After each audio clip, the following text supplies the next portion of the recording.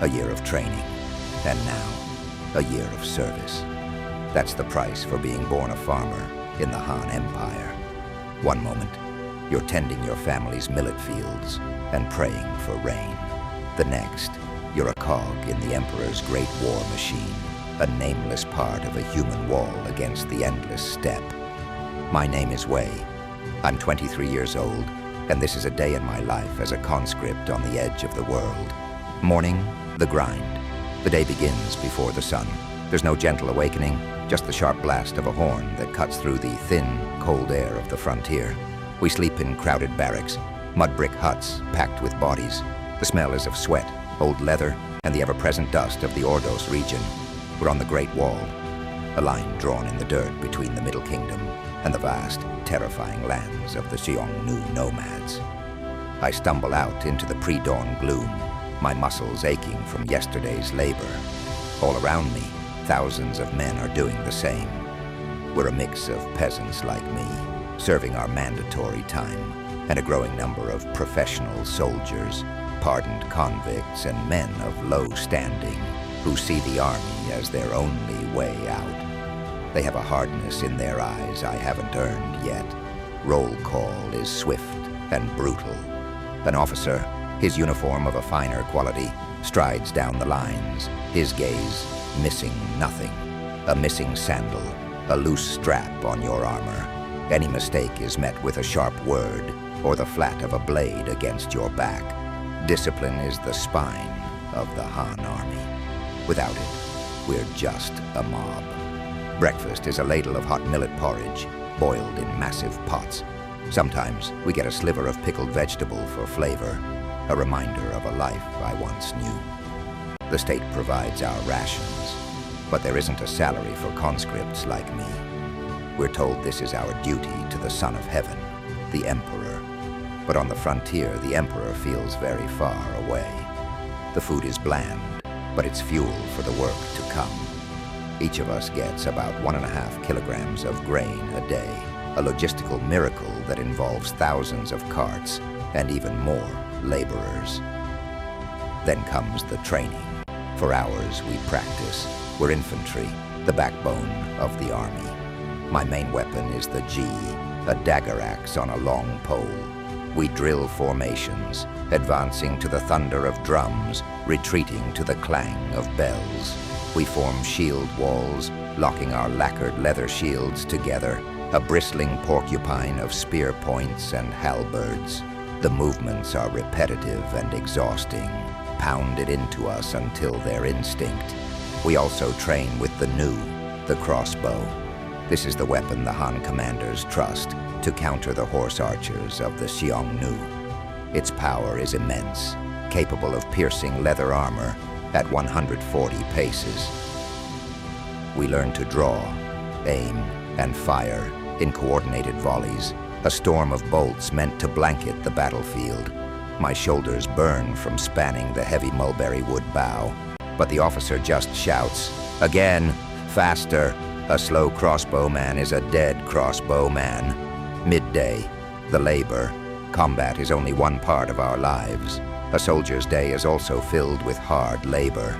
The Great Wall isn't a single, continuous structure, but a network of forts, watchtowers, and earthen ramparts, and it's always in need of repair. After the morning drills, my unit is assigned to construction. Under the harsh midday sun, we haul earth and stone to reinforce a section of the wall that's damaged by wind and rain. My armor, made of dozens of small overlapping plates of hardened leather and some iron, feels impossibly heavy. It's designed to stop an arrow, but right now, it feels like its main purpose is trapping heat. The work is back-breaking. We're farmers, sure, but this is different. This is relentless, supervised toil. A moment's rest earns a sharp rebuke. We're not just soldiers, we're builders, porters, and guards, all in one.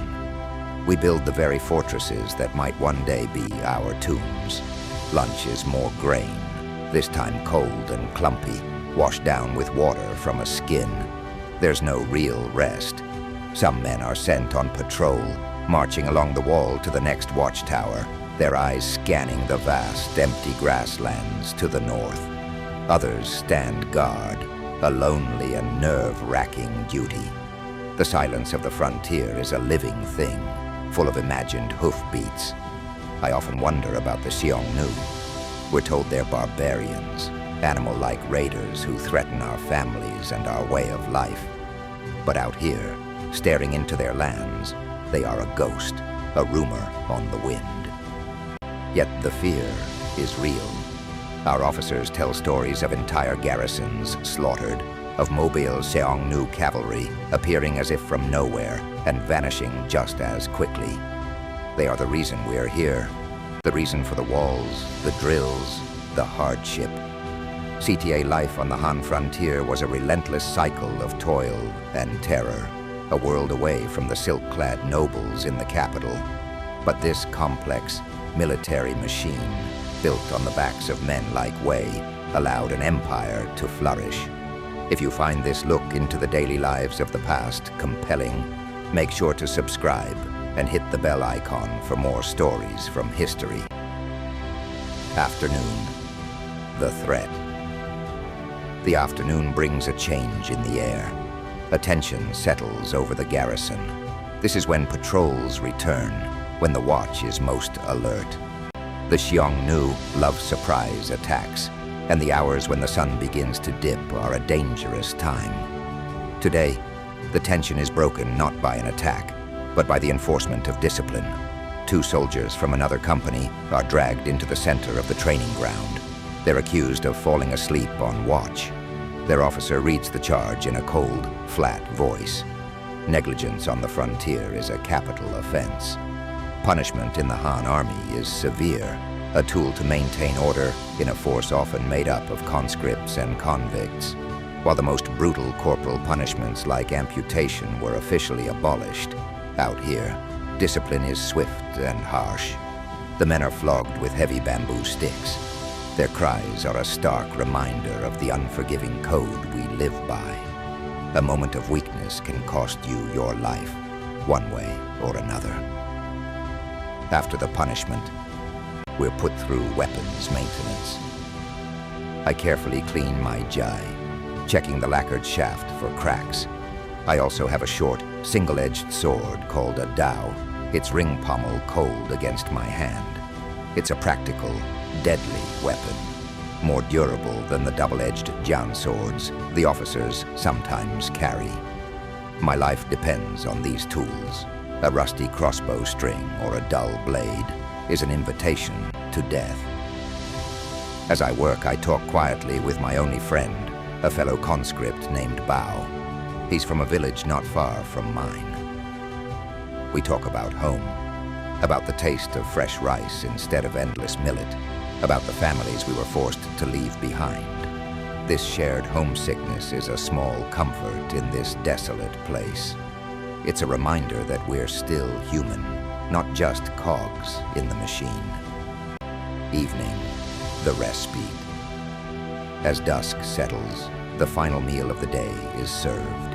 It's another portion of grain, maybe with a piece of salted fish, if a supply convoy has arrived recently. We eat in our small groups, huddled together for warmth as the temperature on the steppe plummets. This is the closest we get to a break. The officers are in their own quarters, and for a little while, we're left to ourselves.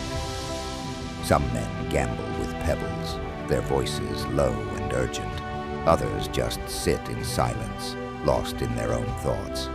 The psychological toll of this life, the isolation, the fear, the sheer monotony is immense. Tonight, though, there's a stir. A messenger arrived at the fort just before sundown, his horse lathered in sweat. Rumors fly through the barracks like wildfire. A Xiongnu war party was spotted a day's ride to the east. They attacked a farming settlement, one of the new colonies the emperor established to help defend the frontier. Suddenly, the threat isn't a ghost anymore. It has a name and a direction. The atmosphere in the barracks changes. The quiet conversations stop. Men check their weapons again. their faces grim in the flickering lamplight. We know what this could mean. The Emperor's strategy is to use these frontier garrisons not just for defense, but to launch massive counterattacks deep into enemy territory. We could be marching north by dawn. My day ends as it began, in the dark. I've been assigned the last watch of the night. I stand atop the wall, the cold wind whipping at my face. My heavy leather and iron armor, a curse under the sun, is now a welcome shield against the biting chill. Below me, the camp is quiet. Thousands of men sleep, their lives and the security of an empire resting on the vigilance of a few. I look out into the impenetrable blackness of the steppe. Is there anything out there? A scouting party, an army, or just the wind? I've been here for 1 year, one more to go. 365 days. If I'm lucky, I am no longer just Wei, the farmer. I am a soldier of the Han. My hands are calloused from both the plow and the spear.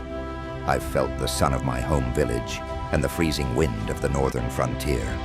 Back in the capital, they speak of a grand army hundreds of thousands strong, a force that expands the empire's borders. But out here, on this lonely wall, I am just one man, hoping to survive until sunrise.